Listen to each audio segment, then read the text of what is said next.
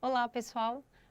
Sou a Renata Sonevende, sou professora aqui do Unicursos. Nós vamos corrigir agora as questões de direito processual penal do nosso simulado do TRF Terceira Região. Vamos a ele. A primeira questão, ela traz aqui,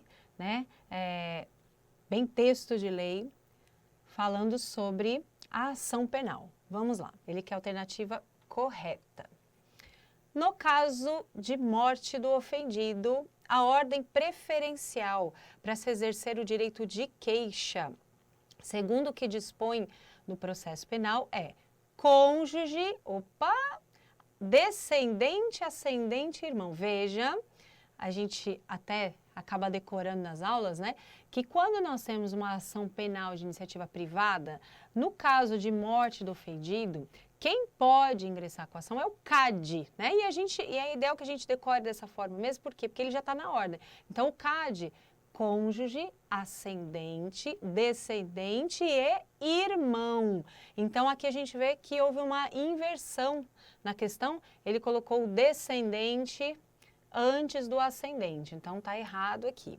B de bola, a ação pública é promovida pelo ofendido. Aqui já temos um erro grave, né? Ação pública promovida por ofendido.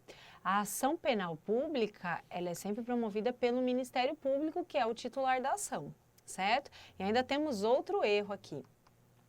Dependendo quando a lei exigir de representação do Ministério Público ou requisição do Ministro da Justiça. Né? Totalmente errada. Na verdade, a ação penal pública é promovida pelo Ministério Público. Em algumas situações, né, nós vamos ter a ação penal pública condicionada. E aí, quando ela for condicionada, quem continua como titular da ação é o Ministério Público, mas nós dependemos aí ou da representação do ofendido ou da requisição do Ministro da Justiça. Mas veja, em ambas, a titularidade continua sendo do Ministério Público, certo? No caso de ação penal de iniciativa pública condicionada, o direito de representação deve ser exercido dentro do prazo de 6 meses, contados aí do dia em que vier a saber quem é o autor. Exatamente, né? Esse é o gabarito. Nas ações penais públicas condicionadas à representação, a representação ela deve ser exercida no prazo de 6 meses. Atenção aí que esse prazo é um prazo decadencial, ok? E cuidado porque o prazo, ele se inicia, né, a contagem se inicia da data em que nós ficamos sabendo quem é o autor, em que a vítima sabe quem é o autor do crime. Antes de saber quem é o autor, esse prazo não inicia a contagem, tá? Cuidado que muitas vezes colocam lá da data do fato. Não é da data do fato, é da data em que se sabe quem é o autor, certo? Então aí, letra C é o nosso gabarito. C, o gabarito. O que está errado na D de dado, o direito de representação é do ofendido, salvo... Ok, é do ofendido, até aqui está correto, salvo nos crimes patrimoniais, que também passa ao cônjuge. Errado, né, pessoal? Aqui, e ainda fala, sendo a representação retratável até a publicação da sentença. Cuidado, a representação, ela é retratável, mas ela é retratável até o oferecimento da denúncia, ok? Então, aí, não é até a publicação da sentença, é o oferecimento da denúncia. Se o órgão do Ministério Público requerer o arquivamento do inquérito ou de quaisquer peças, o juiz, se ele considerar improcedente, quer dizer, o juiz diz que não é caso de arquivamento, ele faz a remessa para o procurador-geral, ok? O erro está aqui. Cabendo a este, em razão do princípio da obrigatoriedade e da indisponibilidade, exclusivamente oferecer denúncia. Não, veja, o procurador-geral, né, ele pode designar um membro, ou pode fazê-lo, pode fazer a análise aí do processo, mas esse segundo membro que fará a análise do processo, ele pode insistir no arquivamento, ok? Aí, considerando o princípio da independência funcional dos membros. Então, ele faz essa análise. Se o segundo membro continuar insistindo no arquivamento, aí esse arquivamento é levado, essa promoção é levada até o juiz e o juiz, nesse caso, nessa segunda situação, ele deverá, né, decidir aí pelo arquivamento, ok, gente? Então, da primeira vez, sobe até o procurador-geral, que pode indicar um membro, ou pode fazer análise, mas se for insistir no arquivamento, o juiz realmente tem que aí, né, decidir pelo arquivamento dos autos nessa segunda vez. Certo? Ficamos aí com a resposta à letra C, ok? Letra C como resposta dessa nossa questão. A próxima questão, questão 2, quanto aos sujeitos e a comunicação dos atos. Vamos lá. Aqui ele está falando do defensor ad hoc, ou substituto, né? O defensor ad hoc, o substituto, a gente costuma dizer que o defensor ad hoc, o substituto, é o defensor do corredor, né? Onde a gente fala, vem aqui. Por quê? O ad hoc, o substituto, ele vem para substituir um defensor que foi nomeado ou constituído para a defesa do caso, mas que para algum ato processual não está presente. Então, cuidado que a expressão defensor ad hoc, o substituto, é uma nomeação para um ato, ok? Normalmente a pessoa já tem o advogado nos autos e por algum motivo o advogado não compareceu e não justificou. A questão aqui, ela diz que o substituto, né, é o advogado nomeado pelo juiz para representar o acusado que foi omisso na Constituição. Veja, não é o caso, tá? Quando a pessoa é omissa na sua Constituição, o juiz irá nomear, na verdade, um advogado dativo ou defensor público, dependendo das condições financeiras do réu, certo? Então, o advogado nomeado pelo juiz, ele é nomeado pela causa, né, para a causa. Agora, o defensor ad hoc, o substituto, é para um ato processual.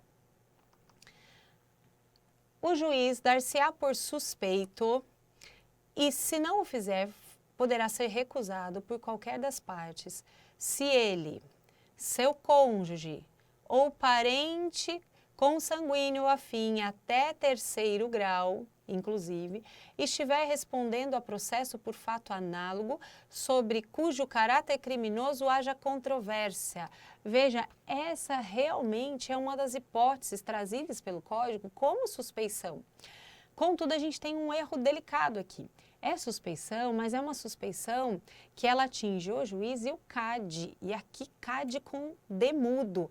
É uma suspeição do juiz, do cônjuge, dos seus ascendentes e descendentes somente. Então, essa suspeição não atinge os parentes em até terceiro grau. Então, o erro da questão é colocar a parentada toda aqui nessa suspeição, tá? Essa suspeição, muito cuidado com ela, ela costuma cair bastante, porque nós temos essa situação, é uma suspeição que é do juiz, e só do juiz, cônjuge, ascendente e descendente. Não atinge os demais parentes, certo? Então, ela fica errada por conta disso. 3. Em todos os termos da ação pública, poderá intervir como assistente do Ministério Público o ofendido ou seu representante legal. O assistente será admitido enquanto não for publicada a sentença. Aí a gente tem um problema, né? Na verdade, o assistente de acusação, ele pode ser admitido nos autos até aí o trânsito em julgado, ok, gente? Certo? Então, o que está errado nessa questão é dizer que é até a publicação da sentença. Não, eu posso ter um assistente de acusação sendo aí constituído na época dos recursos, por exemplo, tá? Porque nós vamos ver que uma das hipóteses de atuação do assistente de acusação é recorrer quando o Ministério Público não interpõe recurso, né? Lembrando que se o Ministério Público interpor o recurso, o assistente de acusação poderá arrazoar o recurso interposto pelo Ministério Público. Mas se o Ministério Público não recorrer, aí é possível a interposição pelo assistente, tá? Então, mais uma questão aí, uma assertiva que está errada. 4. Se o acusado, intimado por edital da decisão de pronúncia, não comparecer, ficarão suspensos o processo, o curso do prazo prescricional. Cuidado, estamos falando em intimação por edital. Veja, no Código de Processo Penal, nós temos o artigo 366, que traz a seguinte disposição. Se o acusado for citado, eu disse citado por edital, aí nós vamos ter a suspensão, e ele não comparecer, logicamente, né, para se defender, nós vamos ter a suspensão do processo, do prazo prescricional. E o juiz poderá, né, aí pedir a sua prisão, decretar a sua prisão preventiva ou aí as provas, né, antecipadas. Mas veja, nós falamos em citação. Aqui a questão fala de intimação, porque é possível, depois de pronunciado, depois da pronúncia, nós temos uma intimação aí da pronúncia via edital. A intimação por edital, ela não gera essa suspensão do processo, ok, gente? Então a pegadinha aqui é a questão da palavrinha intimação. Ele foi intimado e não citado. Os autos não ficarão suspensos. 4 não, já foi. A 5. A intimação do defensor constituído. Defensor constituído é aquele que a parte contrata. Do defensor dativo, cuidado, o defensor dativo é aquele que é nomeado pelo juiz. Do advogado do querelante e do assistente, fazer-se-á por publicação. Aqui temos um erro, né? Porque quando ele fala em defensor dativo, o defensor dativo ele é um advogado nomeado pelo juiz para aquelas causas em que o réu, né, o acusado, não constitui advogado. Defensor nomeado e Ministério Público, nos termos do Código de Processo Penal, eles deverão ser intimados sempre pessoalmente, ok? Então, os outros advogados contratados, ok por publicação, mas o dativo está fora aqui. Então, por conta do dativo, essa também está incorreta. Veja, todas as questões incorretas, nós vamos lá, nenhuma das assertivas está correta. Ficamos então com a resposta letra A, certo? Próxima questão, fala do crime, da lei de lavagem de dinheiro, né, pessoal? Aí uma lei que para TRF não dá para a gente ir para uma prova de TRF sem ler bem essa lei. Vamos lá.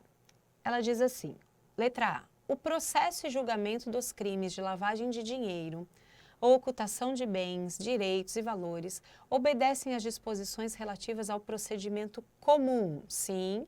Dos crimes punidos com detenção, não. Dos crimes punidos com reclusão, diz aí a lei.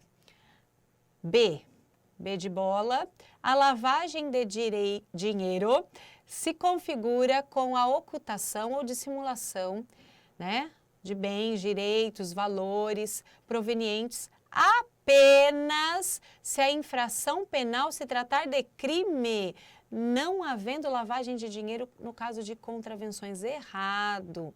Né, pessoal? Lembrando aí que a lei de lavagem de dinheiro no Brasil, ela não traz mais esse rol taxativo.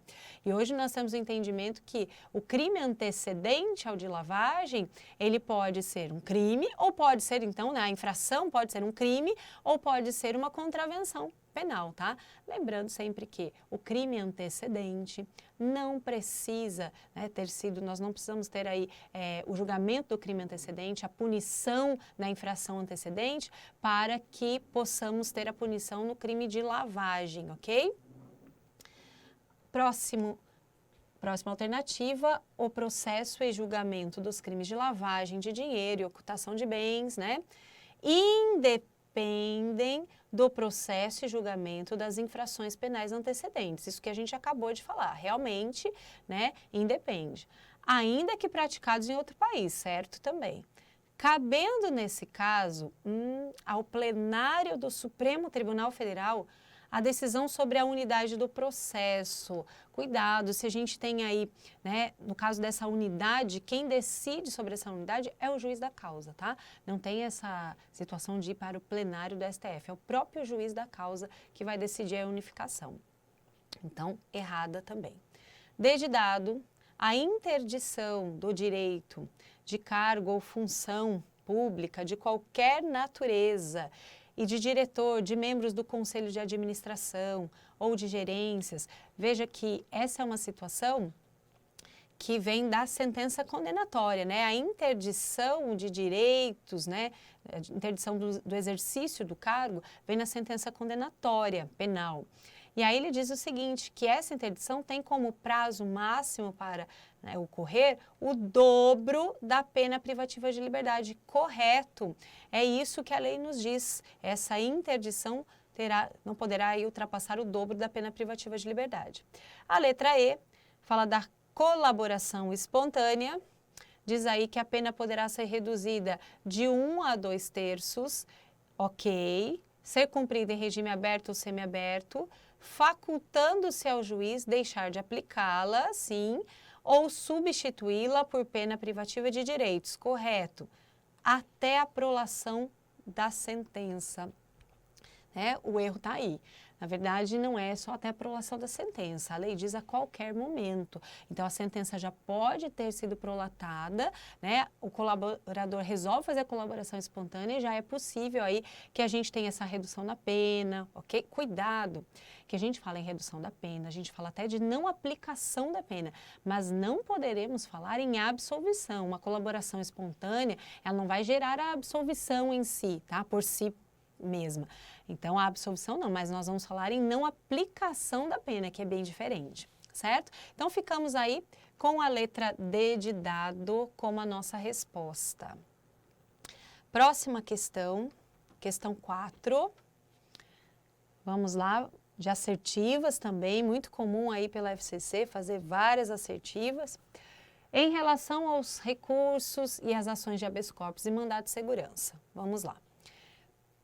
Denegado ou concedido mandado de segurança pelo juiz, impetrado contra delegado de polícia, ok, se a autoridade coatora é um delegado, quem vai julgar realmente é o juiz, aqui está ok em relação à competência.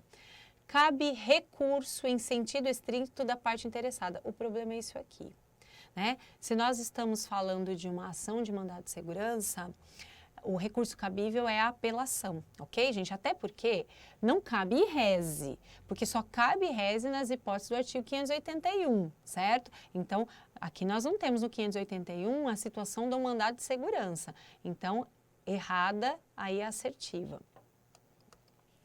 Do indeferimento de produção de provas, quando da apreciação da resposta à acusação, caberá reze. Pessoal, indeferimento de provas não cabe aí, o reze está previsto no artigo 581, não há essa hipótese. 3. Da denegação de apelação caberá recurso em sentido estrito. Sim, o artigo 581 claramente diz que da denegação de apelação cabe reze. E ainda, com efeito suspensivo, sim, o Código de Processo Penal traz essa disposição depois, dizendo que a denegação é com efeito suspensivo. Perfeito. 4. No mandado de segurança impetrado pelo Ministério Público contra a decisão, em processo penal, é obrigatória a citação do réu como litisconsortes passivo. Certo, isso aqui está na súmula 701 do STF. Ok, gente? Correto também. 5. É admissível a impetração de habeas corpus contra a decisão condenatória a pena de multa. Não, né, pessoal? Pena de multa ou pena pecuniária, nós não vamos falar em HC. Aí, para pena de multa, pena pecuniária, lembre-se, o habeas corpus, ele vem para proteger aí o nosso direito de ir e vir, nosso direito de locomoção, não o bolso, ok? Então, ficamos aí com alternativa E. Por quê? Porque ele quer as incorretas, ok, gente? Cuidado novamente, está pedindo as incorretas, a 1 está incorreta, a 2 incorreta e a 5 incorreta, ficamos com a letra E. Letra E, resposta. Próxima questão, questão 5. A questão 5, aí nós vamos falar sobre citação, né? Cuidado, citação no processo penal, ela acaba sendo um pouco mais simples que o processo civil, mas a gente tem que tomar cuidado com algumas pegadinhas, ok?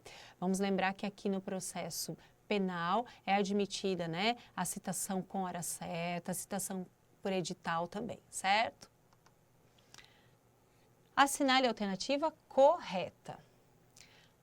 No caso de verificar que o réu se oculta para não ser citado aqui, né? o pulo do gato é se não se oculta para não ser citado. Toda vez que virmos essa expressão, estaremos falando de citação com hora certa. E a alternativa nos diz que o oficial certificará a ocorrência e procederá à citação por edital. Errado, hora certa. B de bola, se o réu estiver preso, cuidado, no caso do preso, o Código de Processo Penal diz que a citação será feita pessoalmente. Aqui a questão está dizendo que ele deverá ser apresentado ao juízo. Não, né? A citação é feita pessoalmente. A C, citações que houverem de ser feitas em legações estrangeiras serão efetuadas mediante precatória. Errado, né? Aqui a gente fala em rogatória, né? Quando a gente fala, porque é considerado território estrangeiro. A precatória nós vamos utilizar de juiz para juiz, mas dentro do território nacional. Funcionário público, na qualidade de acusado, não será notificado para comparecer em juízo. Não, errado. Sua apresentação dar-se-á por intermédio do chefe da repartição. Errado também.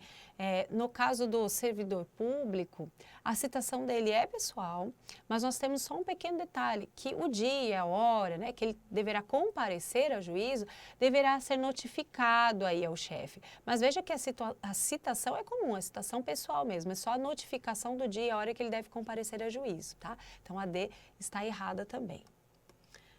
E citação do militar fazer-se-á por intermédio do chefe do respectivo serviço. Correto nos termos aí do Código de Processo Penal.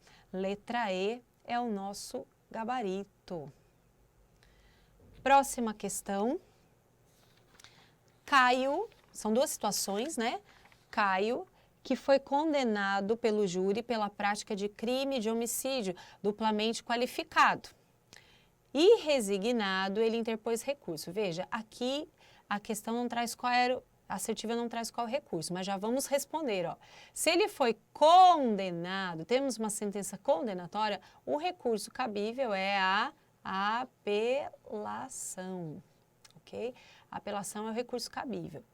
Sustentando, e lembre-se que se for apelação no tribunal do júri, é de fundamento vinculado. Sustentando que o motivo fútil não existiu, de modo que a decisão dos jurados, neste ponto, foi manifestamente contrária à prova dos autos. Então, ó, decisão de jurado contrária à prova dos autos é uma das hipóteses de apelação. Então, cabe apelação nesse caso do Caio. Situação 2. O Ney, que foi condenado, então, de novo, temos uma sentença condenatória, por estelionato. E resignado, interpõe recurso de apelação, certo, né? Se temos uma sentença condenatória, o recurso é apelação. Que foi denegado pelo juiz. Veja, o juiz denegou a apelação. Já vamos nos adiantar aqui que quando o juiz denega uma apelação, é possível aí o cabimento do recurso em sentido estrito, né? Pelo artigo 581. Vamos lá. Assertiva A. No caso de Caio, o recurso cabível é apelação. Sim, né? Vimos que no caso de Caio, cabe realmente a apelação. Que deverá ser interposta no prazo de 5 dias. Sim, 5 dias é o prazo da apelação. Sendo que a interposição intempestiva do recurso será considerada mera irregularidade, não obstando de forma alguma o seu prosseguimento. Errado isso aqui. Pessoal, a interposição, né, a interposição do recurso, o prazo de interposição, ele é considerado um prazo fatal. Então, 5 dias, né, para interpor a apelação é fatal. O prazo de razões, que no caso da apelação, 8 dias no caso de crime, 3 dias no caso de contravenções, esse prazo de contrarrazões é considerado, aí sim, se for intempestivo, mera irregularidade. Mas o prazo de interposição, não, ele é fatal, ok? Então, errada a questão. B de bola. No caso de Caio, o tribunal, dando razão à tese defensiva, deve dar provimento ao recurso de apelação e excluir a qualificadora, né? Sem que haja violação à soberania dos vereditos. Afinal, trata-se apenas de uma readequação da pena. Pessoal, errado, né? Vamos nos lembrar que nós temos aí o princípio constitucional da soberania dos vereditos, e quando os jurados erram, né, então, jurados julgaram contrário à prova dos autos. Em tese, né, houve aí um problema no julgamento dos jurados. O tribunal não pode reformar uma decisão onde nós estamos questionando a decisão dos jurados. O tribunal, se achar que realmente o recurso, né, deve ser analisado, deverá aí determinar novo júri com um novo conselho de sentença. Mas não falaremos em reforma pelo tribunal. O tribunal poderá reformar uma decisão desses crimes dolosos contra a vida, se nós estivermos falando, por exemplo, né, da dosimetria da pena, onde o juiz, nos termos daquilo que foi julgado aí pelos jurados, errou na dosimetria da pena. Quando o erro foi do juiz togado, é possível que o tribunal reforme. Mas quando o erro, em tese, for dos jurados, nós precisamos de novo júri, certo? Então, errado, a letra B, C. No caso de Ney, poderá ainda interpor recurso em sentido estrito. É verdade, por quê? O Ney, ele interpôs apelação e a apelação foi denegada. Da denegação de apelação, cabe o rese nos termos do artigo 581. Correto aqui, letra C. A D de dado, qual é o erro? Em ambos os casos cabe rese? Não, né? Vimos que no caso do Caio, aí cabe apelação. No caso de Caio, o recurso não poderá ser provido, visto que não cabem recursos das decisões do tribunal do júri, em virtude, aqui está escrito errado, é virtude, né?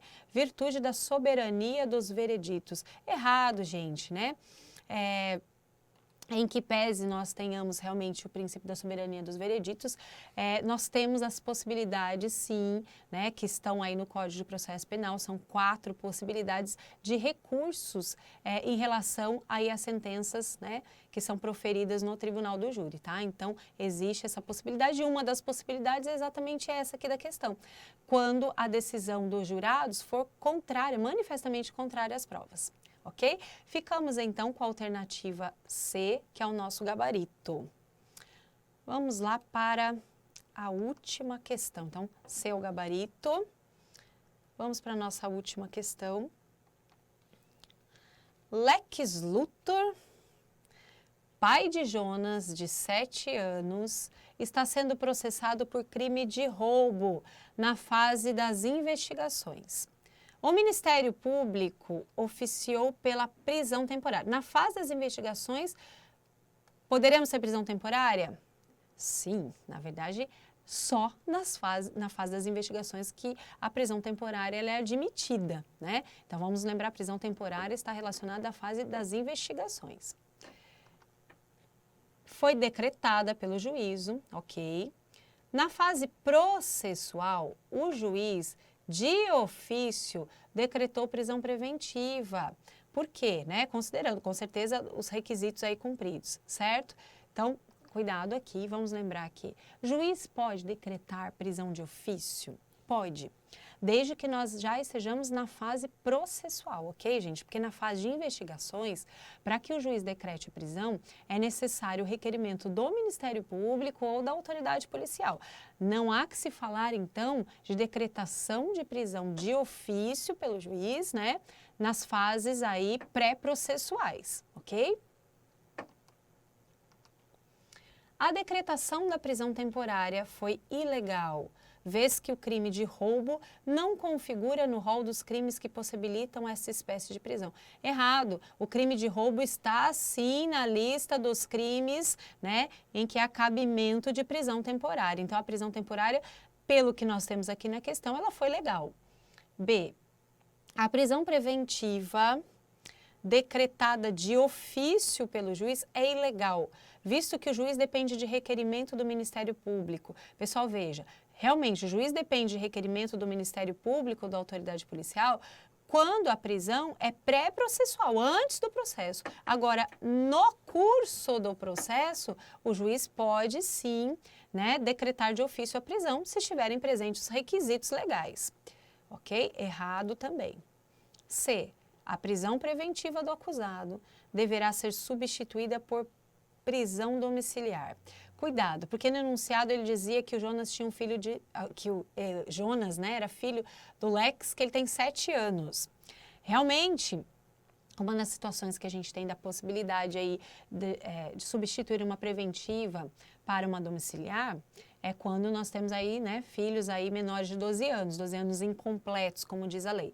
Só que lembre-se, no caso da mulher, o filho tendo menos de 12 anos já é um motivo para a decretação, desde que ela não tenha cometido crime de violência contra a pessoa ou contra o seu próprio filho, por exemplo, né? Mas o homem, né, o pai, a criança precisa ser, né, não pode ter até 12 anos incompletos, mas ele precisa ser o único responsável pela guarda dessa criança. Então, a gente precisaria dessa informação. Segunda informação, o Lex, ele praticou um crime de roubo. Crime de roubo é um crime, né, que se usa de violência ou grave ameaça. Então, nesses casos também não é possível. Então, temos 2 motivos aí para que não caiba aí a substituição, tá?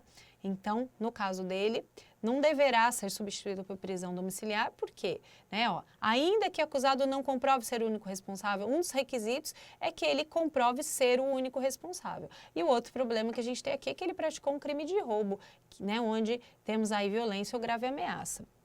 Adedidado contra a decisão que decretou a prisão preventiva, caberá reze. Cuidado, da decisão que decreta não cabe reze. Se o juiz decretou a prisão, vamos nos lembrar, se o juiz decreta a prisão, a pessoa vai estar presa. Se ela vai estar presa, ela precisa o quê? Interpor um habeas corpus, né? Então, veja, cabe reze quando o juiz indefere a prisão preventiva.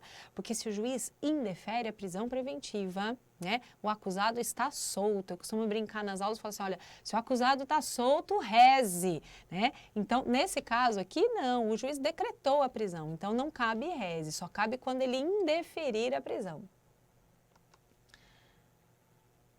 Último. A decisão que decretar, substituir, denegar a prisão preventiva será sempre motivada. Ok, nos termos da lei, sempre motivada. Ficamos aí com a resposta, letra E, né? Nossa última aí questão de processo penal. É isso, pessoal. Então, terminamos por aqui as correções de processo penal. Um grande abraço a todos e até a próxima.